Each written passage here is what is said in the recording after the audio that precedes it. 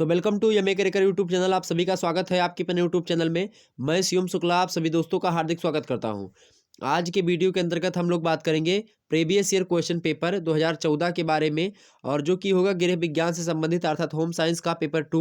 इससे पहले आपने देखा होगा होम साइंस पेपर 1 की वीडियो आपके समक्ष प्रस्तुत कर दी हमने।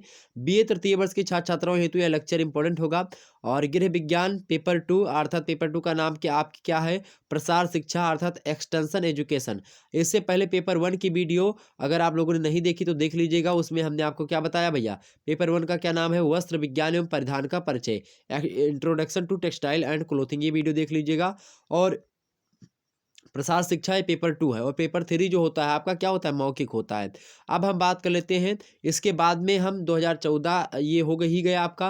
2015 का पेपर आपको दे दूंगा, 2016 का, 17 का, 18 का, 19 का, 20 का, 21 का, इन सभी का पेपर आपको देने का प्रयास करूंगा। ठीक है, तो पेपर में जो प्रश्न है उनको आप लोग देखिएगा, और इन प्रश्नों के उत्तर आपको शुक्ला स्टडी पॉइंट चैनल पर मिल जाएंगे। ओके, मैं जल्द ही आपको वहां पर वीडियो देने का प्रयास करूंगा। महासंग्राम अभी वीडियो पड़ी नहीं हुई तो आप लोग अभी परेशान मत होइएगा, चैनल को सब्सक्राइब कर लीजिएगा, वहीं पर आपकी क्लास वगैरह चलेगी। ओके, चलिए यहाँ पर आपको बताने का प्रयास द्वितीय प्रश्न पत्र से कैसे एग्जाम से प्रश्न पूछे गए थे 2014 में, इसको देख लीजिए। द्वितीय प्रश्न पत्र का नाम आपके क्या, सबसे पहले जानिए। द्वितीय प्रश्न पत्र का नाम है प्रसार शिक्षा एक्सटेंशन एजुकेशन। ओके, नोट यहाँ पर अति लघु उत्तरीय टाइप के प्रश्न, खंड आ से, बा से लघु उत्तरीय, सा से दीर्घ उत्तरीय, हमने बार बार आपको बताया ही है, आप सबको पता ही होगा। तो सभी प्रश्नों के उत्तर यहाँ पर आपको देने हैं। खंड आ देखिएगा, सभी प्रश्नों के उत्तर यहाँ पर आपको देने हैं। प्रत्येक प्रश्न का उत्तर लगभग 50 शब्दों में होना चाहिए। प्रश्न देखिएगा, मेन मकसद मेरा इस वीडियो का यही है कि आपको प्रश्नों से अवगत करवाया जाए, ताकि आपको पता चले कि हाँ एग्जाम से कैसे प्रश्न पूछे गए थे और किस प्रकार से आप देखेंगे रिपीटेड प्रश्न। बहुत सारे प्रश्न 2014 में पूछे गए हैं, वो 2015 में भी पूछे गए होंगे, तो आप लोग इसको मैच जरूर कर लीजिएगा। ओके, अपने हिसाब से देखिए प्रश्न आपके समक्ष है। पहला प्रश्न पूछा गया था, संचार को परिभाषित कीजिए। संचार क्या होता है? एक्सटेंशन एजुकेशन में आपको ये जो है बताना है। दूसरा प्रश्न आपसे पूछा गया था, प्रसार कार्यकर्ता के 4 गुण आप बतलाएं। ये भी बढ़िया प्रश्न था, एग्जाम से लगातार प्रश्न बनता है। अगला प्रश्न था, पूरा नाम लिखिए किसका? ICDS, IRDP और ICAR। ओके, ये तीनों के आपको फुल फॉर्म लिखने थे। ये तीनों के फुल फॉर्म लगातार आपके एग्जाम में आते हैं, तो आप इनको जो है गूगल कर लीजिएगा, फिर आपकी मतलब जो पुस्तक होगी, सीरीज होगी, उसमें जो है प्रश्न आपको दिया होगा। अगला प्रश्न आपसे पूछा गया था, समूह संपर्क को वर्णित कीजिए। क्या? समूह संपर्क को वर्णित कीजिए। वही नेक्स्ट प्रश्न आपसे 5वां नंबर पूछा गया था, प्रोजेक्टेड अर्थात प्रक्षेपित और गैर प्रक्षेपित यानी नॉन प्रोजेक्टेड साधन को परिभाषित कीजिए। मोस्ट इंपोर्टेंट प्रश्न था। अगला प्रश्न आपसे पूछा गया था 2014 के पेपर में कि श्रव्य दृश्य के साधन के बारे में आपको बताना था। जो श्रव्य अर्थात सुनने वाला, दृश्य माने देखने वाले जो साधन होते हैं, इनके बारे में आप बताएं। वही नेक्स्ट प्रश्न आपसे पूछा गया था, कार्यक्रम नियोजन को आप कैसे परिभाषित कर सकेंगे? तो आपको कार्यक्रम नियोजन की परिभाषा लिखने के लिए प्रश्न पूछा गया था। अगला प्रश्न आपसे पूछा गया था, क्या जो है आप देखेंगे यहाँ पर 8वां प्रश्न है कि संक्षिप्त व्याख्या कीजिए किसकी? फ्लैश कार्ड तथा जो है बुलेटिन कार्ड। मतलब फ्लैश कार्ड अथवा बुलेटिन, अथवा लिखा, चाहे आप फ्लैश कार्ड के बारे में बताएं, चाहे आप बुलेटिन कार्ड के बारे में बताएं। ओके, मतलब बुलेटिन बोर्ड के बारे में बताएं, दोनों में से किसी एक के बारे में आपको संक्षिप्त परिचय देना था 50 शब्दों में। अगला प्रश्न 9वां नंबर पूछा गया था कि प्रसार शिक्षा के किन्हीं 4 सिद्धांतों का वर्णन कीजिए। बढ़िया प्रश्न था। वहीं अगला प्रश्न आपसे पूछा गया था कि दृश्य साधन के कोई 3 नाम बताइए। क्या? दृश्य साधन के कोई 3 नाम आपसे पूछा गया था, तो ये प्रश्न इंपॉर्टेंट थे। खंडबा देखिए कैसे प्रश्न पूछा गया था, खंडबा से लघु उत्तरीय टाइप का। सभी प्रश्नों के उत्तर दीजिए, प्रत्येक प्रश्न का उत्तर लगभग 200 शब्दों में आपका होना चाहिए। यहाँ पर देखेंगे प्रसार शिक्षा की विशेषताओं का वर्णन कीजिए। बढ़िया प्रश्न था। क्या? प्रसार शिक्षा की विशेषताओं का वर्णन कीजिए। अगला प्रश्न आपसे पूछा गया था इसके स्थान पर अथवा करके कि महिला कल्याण कार्यक्रम के बारे में वर्णन कीजिए। महिला कार्यक्रम मतलब महिला कल्याण कार्यक्रम के बारे में आपको बताना था। अगला प्रश्न था प्रसार शिक्षा को लेकर के, प्रसार शिक्षा का महत्व आपको समझाना था। वही दूसरा प्रश्न था करके दिया था, अगर ये प्रश्न आपको नहीं पता था दूसरा इसके स्थान पर ही कर सकते थे। प्रश्न था कि ग्रामीण स्तर पर सामुदायिक विकास कार्यक्रम का कार्य बताइए। तो ग्रामीण स्तर पर सामुदायिक विकास कार्यक्रम का आपको कार्य बताना था। अगला प्रश्न आपसे पूछा गया था कि हिंदी मतलब किन्हीं 2 श्रव्य साधनों का प्रसार शिक्षा में उपयोग बताइए, अथवा करके दिया था कि प्रसार शिक्षा के दर्शन की व्याख्या कीजिए। तो ये प्रश्न इंपॉर्टेंट थे। प्रसार शिक्षा के दर्शन की व्याख्या, तो प्रसार शिक्षा का जो विचार है या दर्शन है, इसकी व्याख्या आपको करना था। अगला प्रश्न आपसे पूछा गया था, एग्जाम से लगातार ये प्रश्न बनेंगे, आप देखेंगे मैं जब पेपर आपको दिखाऊंगा, और इसके सॉल्व पेपर में भी मैं देने का प्रयास करूंगा, तो सॉल्व भी करवाऊंगा, आप परेशान मत होइएगा।